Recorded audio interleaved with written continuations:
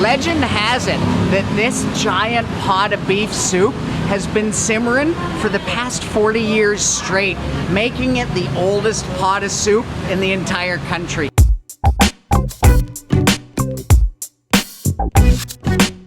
Hello out there world, my name's Chris and I'm retired working for you, and in this video I'm gonna update you on the new wave that's sweeping Thailand.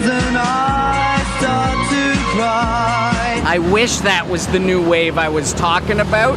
Unfortunately, it's a new wave of COVID that's hitting Bangkok and other parts of Thailand, and it's hitting hard.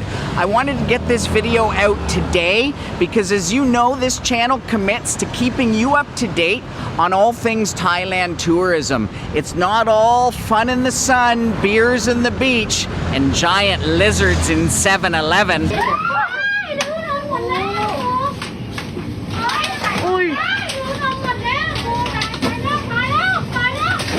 No, sometimes I have to make a video that gives you some more serious news. And on that note, I'm here in front of the Ekamai Beer House.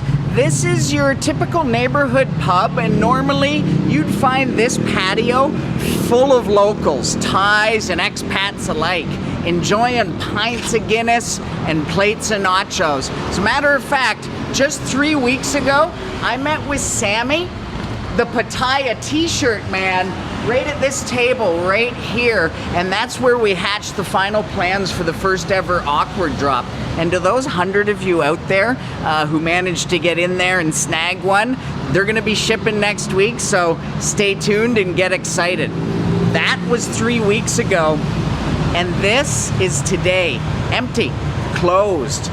This place was one of several here in Ekamai and the neighboring Thonglor districts here in Bangkok that are now the epicenter of the most recent outbreak. This resulted in the immediate closure of 200 venues along Sukhumvit in these hot spots earlier this week, and as of today, an announcement to close all nightlife and entertainment venues across Bangkok and some 41 other provinces has come down, effective immediately. This is the third time that this has happened here, but I gotta say, out of the gate, this one feels different than the others for a few reasons. First of all the other outbreaks felt contained to micro communities. Whether it was migrant workers crossing borders up north or factory workers in just a handful of factories, most cases seemed to be concentrated in clusters. This made it feel like it was easier to contain, and with the quick action of local authorities and active cooperation from all citizens, those were indeed contained quite quickly.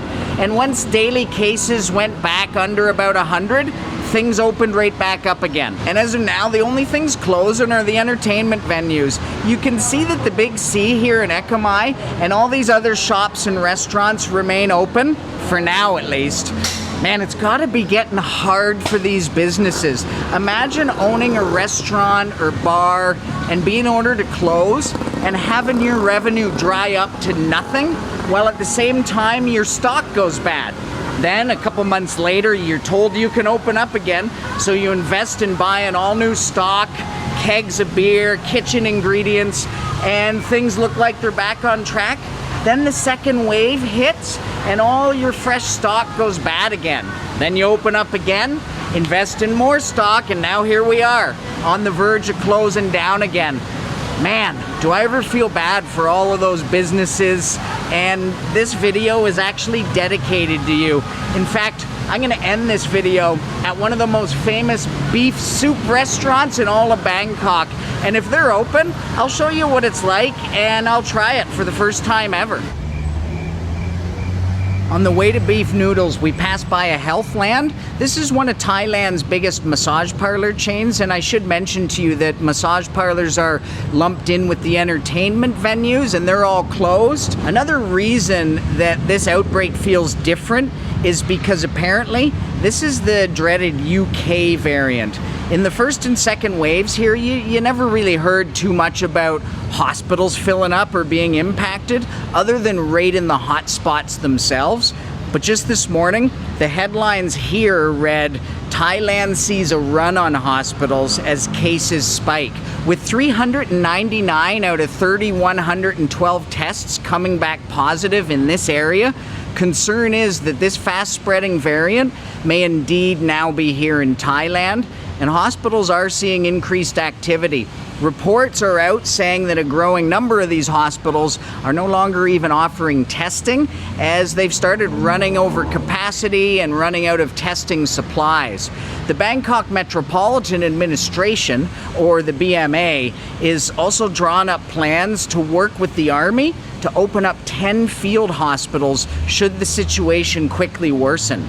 And we definitely hope it gets better before it gets worse. So what does all this mean for Songkran, Thailand's biggest annual holiday, coming next week? Well, I can tell you that it ain't looking good. The sentiment just 2 short weeks ago. Oh, hey, little doggy. The government was gonna let each province really decide on their own about how to handle Songkran. And up until just a couple of days ago, domestic travel was still going to be completely wide open and free of quarantine. Most people are looking to do their travel literally starting today or tomorrow. And I'm sure a lot of it's still going to happen, and details are sketchy.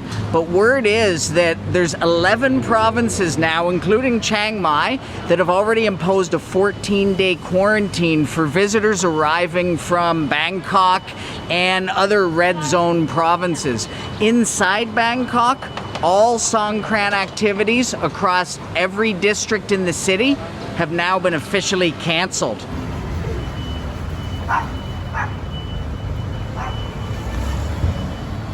So as I said, this is a bit more of a serious video than my normal videos. And all we can do is hope that this news starts to improve and improve quickly. At the same time, I hope that the vaccination rollout begins to accelerate. It's off to a very slow start here in Thailand. What's this going to do to the reopening roadmap that was made formal last week?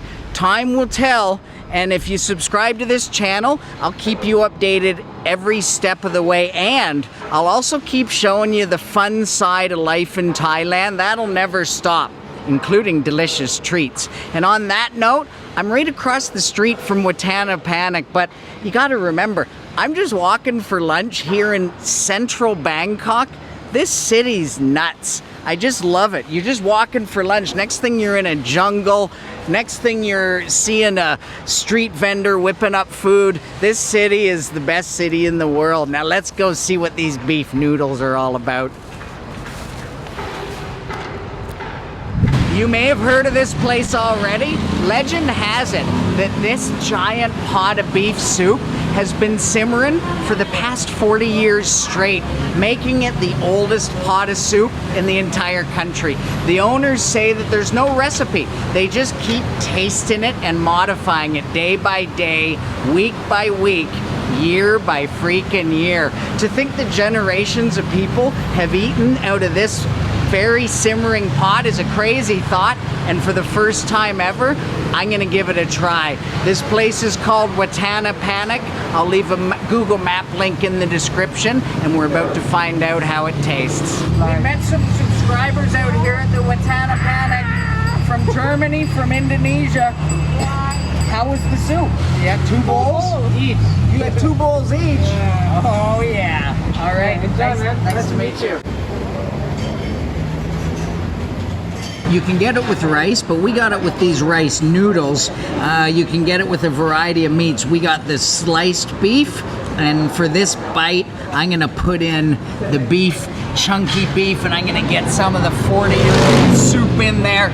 Motorbikes. And I'm gonna try this 40-year-old soup. Oh, that brisket is super tender, really delicious. I'd recommend you come in and give it a try. It's really hearty, and this place is an experience. My fingers are crossed that I start to report some more positive news for you guys. I'm gonna end by showing you my ride home while I'm enjoying this bowl of soup. Is anyone drinking this? Does this belong to... Ah, screw it.